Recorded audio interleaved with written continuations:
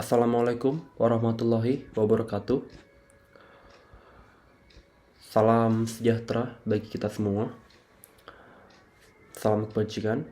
Saya di sini Muhammad Rafil Rabani ingin menjelaskan materi minggu ini, materi lab Business Ethics and Sustainability. Dalam konteks kasus Saboga, apakah menurut Anda bisnis makanan yang sedang bertumbuh dapat tetap etis saat melakukan ekspansi besar-besaran? Dan apa risiko etika? Apa saja yang mungkin muncul saat bisnis bertumbuh? Bagaimana Saboga dapat mengintegrasikan praktik etis dalam strategi pertumbuhannya? Dan juga berikan satu contoh perusahaan lain yang berhasil menggabungkan pertumbuhan dan etika. Nah, bisnis bertumbuh tapi tetap etis. Emang bisa? Studi kasus Saboga contohnya.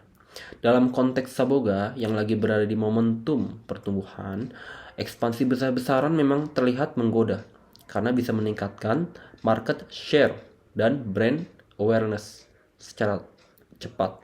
Tapi pertanyaannya, bisa nggak sih tetap etis dan bertanggung jawab saat ambisi bisnis sedang panas-panasnya? Jawabannya bisa banget. Asalkan pertumbuhan tersebut dibangun bukan hanya berdasarkan target keuntungan, tapi juga mempertimbangkan dampak terhadap manusia. Contohnya karyawan, pemasok, konsumen, dan juga lingkungan. Nah, risiko etika yang mungkin muncul saat Saboga melakukan ekspansi cepat diantaranya adalah eksploitasi pekerja karena beban operasional meningkat. Terus ada juga potensi penurunan kualitas bahan baku demi efisiensi biaya. Ada penggunaan kemasan plastik berlebihan yang memperburuk polusi, serta risiko monopoli pasar yang mengancam UMKM lokal lainnya.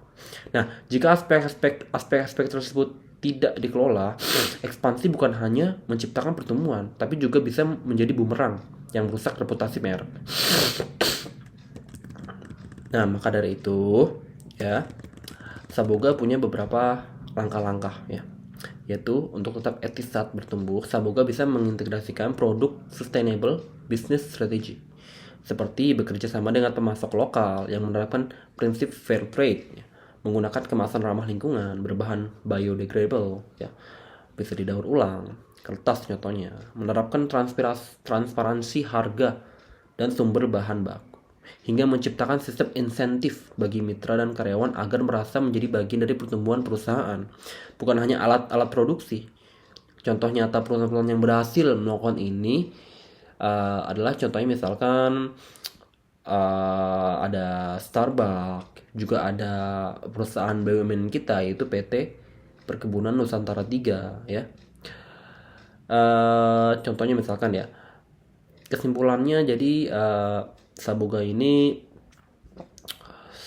bisa bertumbuh agresif tanpa kehilangan etika. Asalkan ekspansi bukan soal membuka cabang sebanyak mungkin, tapi memperluas dampak positif dengan growth with purpose. Ini bukan sekedar strategi bisnis, tapi investasi terhadap masa depan. Sekian pembahasan saya. Terima kasih. Sampai jumpa.